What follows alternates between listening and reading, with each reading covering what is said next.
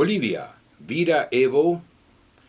Chile, se terminó la dictadura del general Pinochet. Estados Unidos, Trump en el banquillo de los acusados. Y una mujer haitiana asume la gerencia general de una empresa minera. Hola, ¿cómo están ustedes? Esta es una nueva emisión de Scanner Internacional. En esta emisión la noticia está en América. Y nos quedamos entonces en América. Vamos a Bolivia. Evo Morales renuncia al cargo de presidente y a su vez su vicepresidente García también renuncia y la presidenta del Senado y la presidenta de la Cámara de Diputados también renuncia. Hay un vacío constitucional. La Constitución no dice quién asume en estos casos en que todo el mundo renuncia. Y finalmente hay un acuerdo para nombrar a Yanín Añez, que llevó a la renuncia de Evo Morales. Golpe de Estado, la verdad que no, puesto que si bien es cierto que el general en jefe del ejército sugirió que el presidente renunciara, no asumió el poder, ni tampoco lo obligó a renunciar, sugirió que renunciara. Es cierto también que la policía boliviana y se puso en huelga, no salió más a la calle a trabajar, y esto llevó a que Evo Morales presentó su renuncia frente al fraude electoral del cual la OEA lo acusó, no a él, sino que al sistema electoral boliviano, y la OEA pidió nuevas elecciones. Evo Morales aceptó hacer nuevas elecciones con mayor control de la OEA, sin embargo tuvo que renunciar frente a los incidentes de la calle, las peleas entre los partidarios de Evo Morales y los partidarios del candidato Mesa, expresidente de Bolivia, anterior a Evo Morales. Bien, renuncia y se va a su casa a Cochabamba.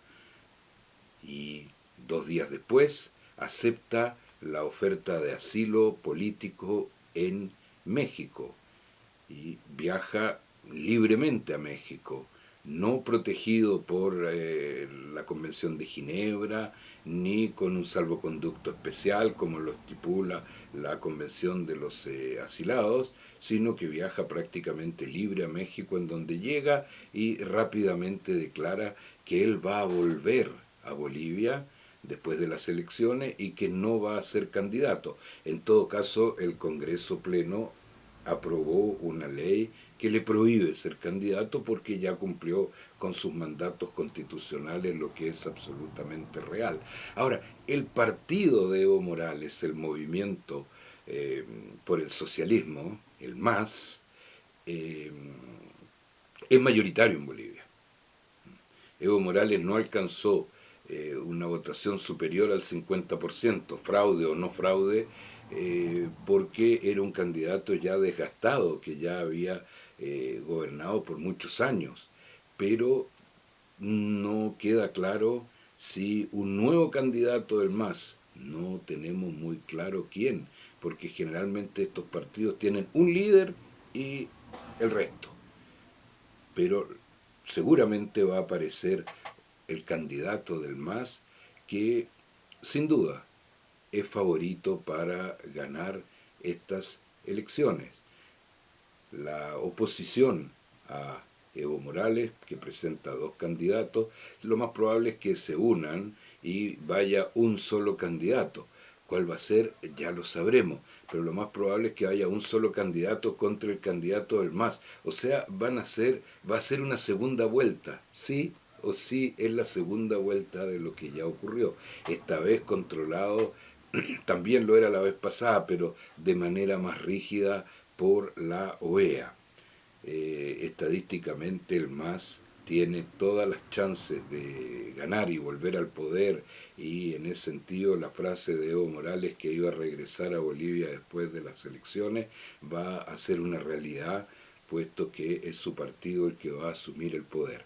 Pero ¿podemos asegurarlo? No, porque el MAS se desgastó con esta persistencia de Evo Morales, figura típica en los gobiernos en el mundo de izquierda, como lo vemos en Corea del Norte, como fue el caso en Cuba, en China, en Vietnam, etcétera, son líderes muy queridos por sus pueblos cuando comienzan sus gobiernos, pero tienden a quedarse allí de manera vitalicia y van perdiendo, por supuesto, eh, el apoyo popular, sin contar que las presidencias vitalicias no tienen nada de democrático, por supuesto. Veremos qué va pasando.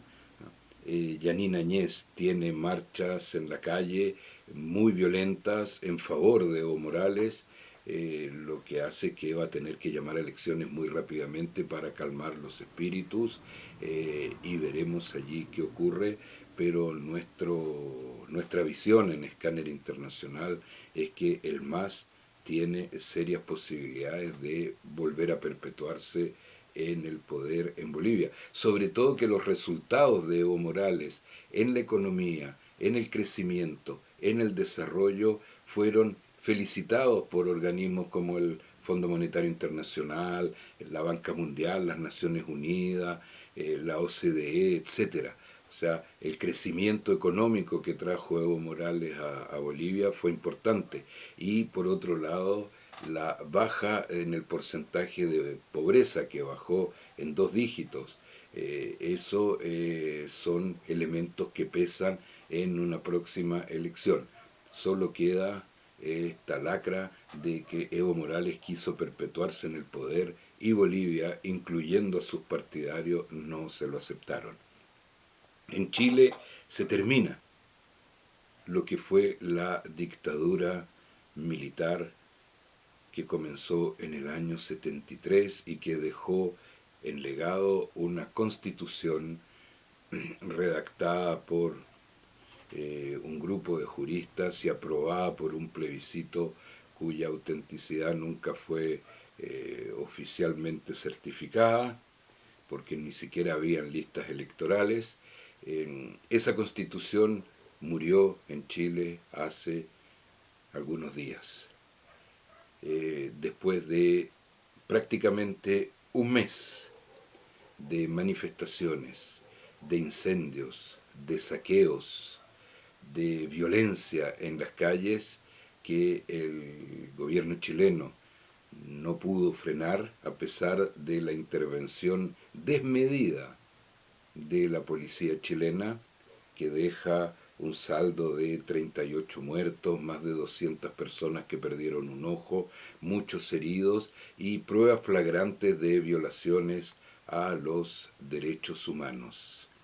Frente a esto surge un nuevo líder en Chile en los últimos días, que es Mario Desbordes, senador y presidente del partido que apoya al gobierno.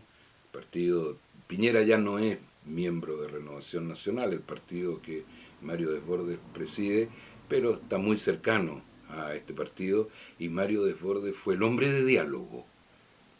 Logró juntar a la extrema derecha con la izquierda, sin la extrema izquierda, con la izquierda, para llegar a un acuerdo nacional histórico que termina con la Constitución de 1980, casi 20 años después, Constitución que los chilenos no solo no habían ratificado de manera lícita, legal, etcétera, sino que es una constitución que impone un modelo económico que, aunque se diga muy admirado, no es el modelo económico que los chilenos quieren. Ya ha sido demostrado en muchas ocasiones. Ahora Chile, de manera madura, tiene que crear en un plazo más o menos de 1 año y medio una nueva constitución que va a partir por un plebiscito en el mes de abril, elecciones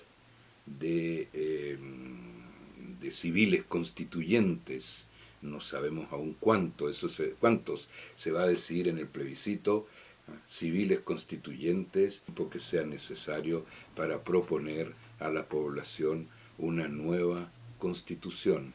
El acuerdo al que se llegó y que para Scanner Internacional, el líder de este acuerdo, la persona que permitió que las posiciones contrarias se acercaran una noche y decidieran no retirarse hasta que lleguen a un acuerdo, fue Mario Desbordes, un hombre que aunque preside un partido político, tiene sin duda un gran futuro en la historia y en la política chilena. Estaremos analizando hacia dónde va este acuerdo histórico que trajo nuevamente paz a este país donde se graba Scanner Internacional y en el cual se tuvo que suspender la cumbre APEC, la reunión del calentamiento global y el examen de ingreso a las universidades,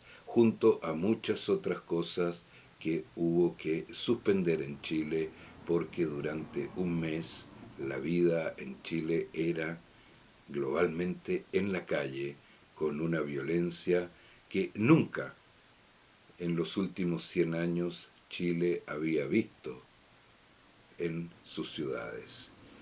En Scanner Internacional estamos en Chile, estamos grabando en el primer día de esta nueva historia de Chile y esperamos que ahora llegue la paz, que llegue el diálogo y que Chile se siente a definir una nueva Carta Magna que interprete a la gran mayoría de los chilenos y en donde todos los ciudadanos puedan ser iguales en derecho y en donde los derechos reconocidos por Naciones Unidas y que son realidad en todos los países, como la propiedad del agua, como el derecho a la educación, como el derecho a la salud, como el derecho a una justa vejez, esta nueva constitución chilena los reconozca, puesto que la antigua, la que aún rige,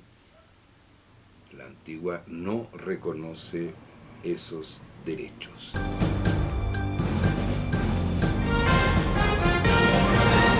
En Estados Unidos, Donald Trump fue sentado ya en el banquillo de los acusados públicamente, puesto que las audiencias se transmiten por la televisión norteamericana. Es cierto que los norteamericanos en general, el público de Estados Unidos no sigue mucho los canales de noticias, pero los que lo siguen ya están presenciando los alegatos en estas audiencias de impeachment para pedirle la renuncia a Donald Trump, renuncia que sin duda no va a ocurrir, puesto que luego tiene que pasar al Senado, y Donald Trump en el Senado tiene una amplia mayoría, aunque no se sabe, puesto que si se comprueba los delitos de los que se le acusa en la Cámara de Diputados, muchos senadores, por muy republicanos que sean, podrían votar por el impeachment, sin contar con senadores republicanos que nunca les ha gustado Donald Trump, por mucho que sean del mismo partido. La presidenta de la Cámara de Diputados, la señora Pelosi, ha llevado este proceso con mucha justicia, con mucha calma. Se pensó que no iba a lograr ponerlo en el banquillo de los acusados, lo logró y ya Donald Trump ha tenido que declarar, pero también han declarado diplomáticos, han declarado personeros de otros gobiernos que efectivamente sus declaraciones sirven de prueba a esta acusación.